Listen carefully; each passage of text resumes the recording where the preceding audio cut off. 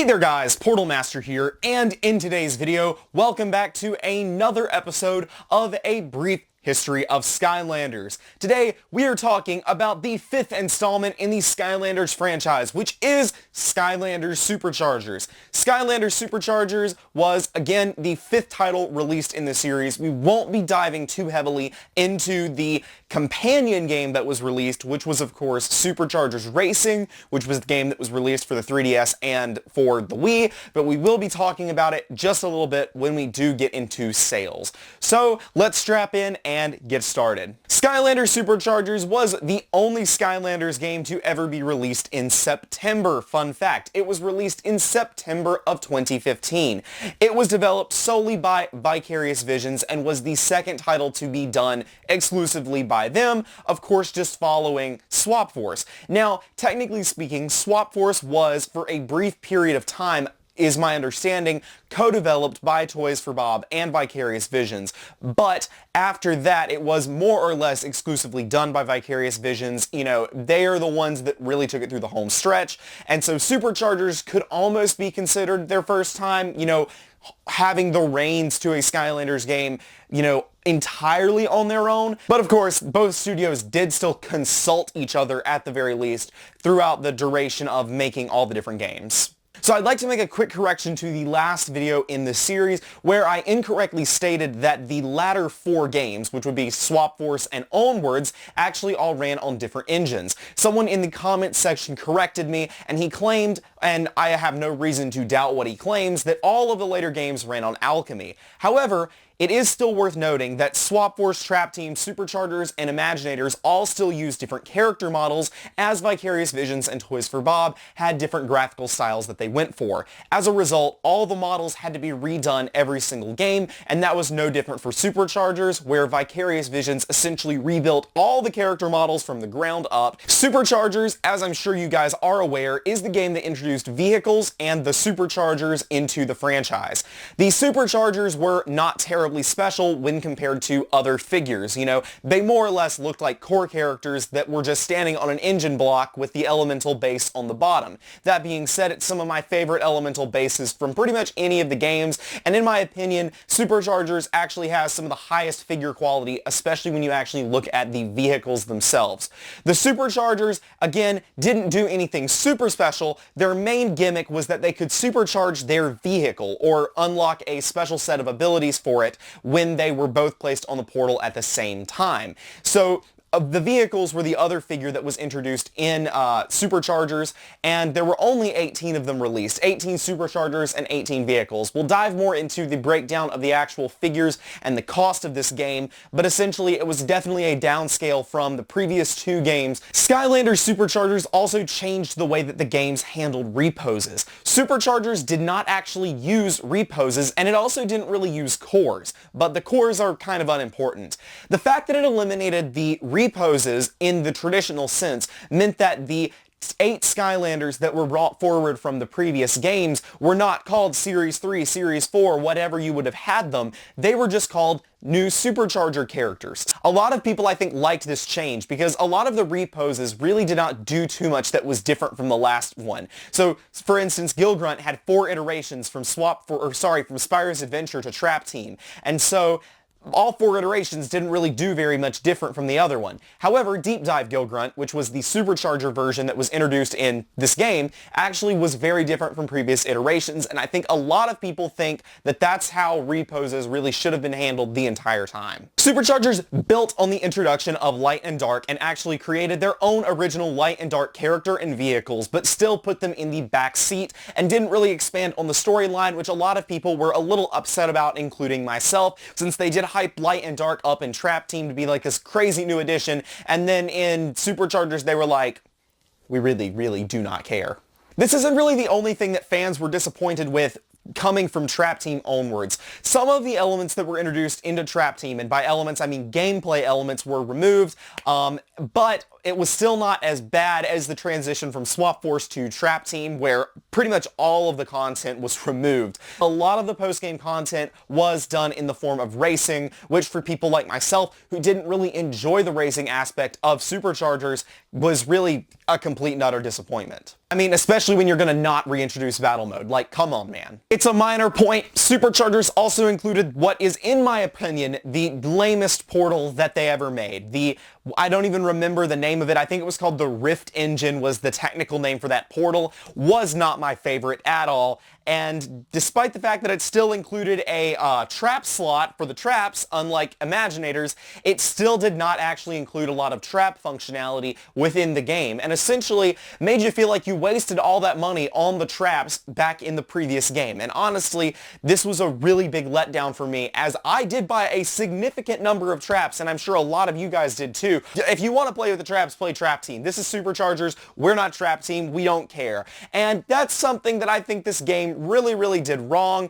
We should have seen the writing on the wall that they really didn't care about previous games and actually trying to include functionality from previous games going forward, because like the Giants didn't do anything special in Swap, but this is, I think, the game that it really set in for a lot of people that, wow, I wasted my money on all that stuff in the previous games, and it's not going to work going forward. And in my opinion, it hurt figure sales. It hurt the sales of the vehicles.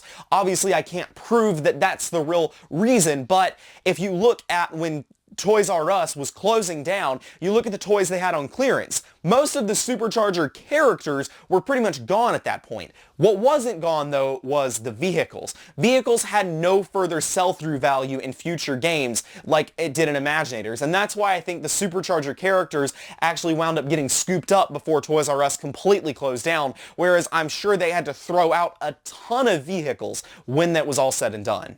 Let's talk briefly about elemental gates, because they were not in Skylanders Superchargers. You only needed a single Superchargers character to open all locked gates. Other than that, no elemental gates were present in this game. The only thing you needed to buy to unlock areas that were locked at the start of the game was a sea and a sky vehicle. And so essentially, when you have the starter pack, when you have the Skylanders Superchargers starter pack, which I don't actually have a vanilla Supercharger starter pack, only the Dark Edition, you got two characters in there. You got Stealth Elf and you got Spitfire, and then you got Hot Streak. So you only needed to buy two other vehicles on launch day, and for a lot of people, I feel like that was Dive Bomber and Sky Slicer. They just picked them up on day one, spent $30, and were like, hey, I have everything I needed for the game, and I only spent $105. Yes, that's right. You only needed to spend $105 to get every single thing unlocked in Skylanders Superchargers, of course not counting the racing packs that were needed to unlock additional racetracks. This actually makes Superchargers the cheapest Skylanders game that was ever released in terms of unlocking all the content. Even back in Spyro's Adventure, you still needed to buy 5 other characters in order to actually unlock everything. So if you assume the $10 price point, which is what it was in America, plus $75, you still ended up needing to spend $125 to unlock all the elemental gates in Spyro's Adventure, making Superchargers come in $20 cheaper than even Spyro's Adventure. So this is the cheapest game that was ever released in terms of unlocking all of the content. But it actually gets a little bit better. I'm going to grab my phone for this next section. Even if you wanted everything that came in Superchargers, just meant you need to buy 3 of the racing packs, and then of course the actual Chaos Trophy. So you essentially could buy the $75 starter pack, then you could buy the $75 worth of racing packs. You just needed to buy 3 $25 things. They may have been 30, which if they were 30, then that does tack on a little bit of extra money. To be honest, I can't remember the price point, and it's really difficult to find the original price point for those in America, so if that number is off, then it would just be 90 plus the original $75. Then plus the Chaos Trophy, which again, I don't actually remember how expensive that was, and I could not find information on that one either. It was either 7 or 10, but assuming the $25 racing starting point and the $10 Chaos Trophy, you still only needed to spend $160 to unlock all of the content in Superchargers, which would make it still the cheapest game to unlock all of the content, including the add-ons, because in Spyro's Adventure, which would otherwise be the cheapest game, you still needed to buy adventure packs. Superchargers is the cheapest game ever made for Skylanders for casual players, and even for collectors, it still wasn't that bad, because if you wanted to buy every single thing, all 18 Superchargers, all 18 vehicles, we're going to discount the Nintendo guest stars, because honestly, they are a different beast entirely if I was trying to factor all this in. But essentially, you wanted to buy everything, it cost you $565, which makes it the second cheapest Skylanders game ever released, only behind Spyro's Adventure. It was $30 under the price of Giants. Of course, it would have been a little more if I was off on my racing pack math, if they were a little more expensive, but it still would have been the second cheapest game ever made. And that's kind of crazy considering that it came off the heels of Trap Team, which cost almost $1,200 to acquire every single thing. Skylanders Superchargers was not released properly on the Wii or 3DS at all, and it was relegated to a simple Skylanders Superchargers Racing game. Superchargers Racing was a watered-down only racing game, and it would essentially be the last Skylanders game released for the Wii, as Imaginators was not released for it. But sadly, the Wii was still the best-selling console back during the Trap Team franchise history. So essentially, they lost their biggest platform, which was, again, the Wii. I think their hope was maybe by, not going on the Wii, that maybe they could encourage people to move on and buy their game on another platform. It didn't work. It resulted in a huge sales decline, which I'll talk about momentarily, but essentially it really is a travesty what happened with Superchargers Racing on the Wii. I think the biggest criticism with this game starts with the actual game itself, though. Unlike with Trap Team or previous installments where the gimmick was worth going after just for the figure purposes. No, the gimmick of Superchargers can be gone after because a lot of people did not like the racing aspect. And while I think that innovation for the franchise was really a good thing, Superchargers deviated far and away from what originally made Skylanders so good. And honestly, that is ultimately why so many people deem this to be one of their, if not their least favorite Skylanders game that was ever made. And it's such a shame. As I said, half the game takes place in vehicular-based combat, which I cannot stand. I do not like racing games. Flat out, I do not like them. So, when that was the case, I kind of just told myself, well, it's okay because it's, a combat game. It's still not true racing. And that's sort of how I was able to struggle through Superchargers. And it's really the reason I haven't replayed Superchargers all that much is because I did not enjoy the racing in the slightest. But the thing is, I replayed it the other day, and here's the thing. The Superchargers combat system is possibly one of the most refined combat systems that they ever made in Skylanders. You're playing through the game, it has some of the best enemies, it has some of the best level design, and it's just such a shame because almost every good thing about this game is overshadowed by the fact that the levels that are like an hour and a half long, mind you, 45 minutes of that is racing, and that's not even including if you really took the time to try to get all of the content in the land, the sea, and the sky areas on every single level. It's such a shame, and it's ultimately why, again, so many people dislike this title. With Trap Team, I went after the development and the figures so much, but in Superchargers, it's not about that. They nailed it. Every game should have been handled like the Superchargers figures. So distribution for Superchargers is also one of the best games where it handled distribution. Like, there were really not that many scarce figures throughout the release cycle of Superchargers. I'm sure there were a few that I'm, missing off the top of my head, but really the main troublemaker was really just Thrillipede. Thrillipede was impossible to find, and Thrillipede was essentially the second coming of Whamshell, where he was technically released in America, and I think he was actually released in most places, but he was incredibly scarce and incredibly rare. To this day, I've never seen a Thrillipede in the wild, and the only reason I have one is because a friend of mine sent me his copy. That's the only reason I have a Thrillipede.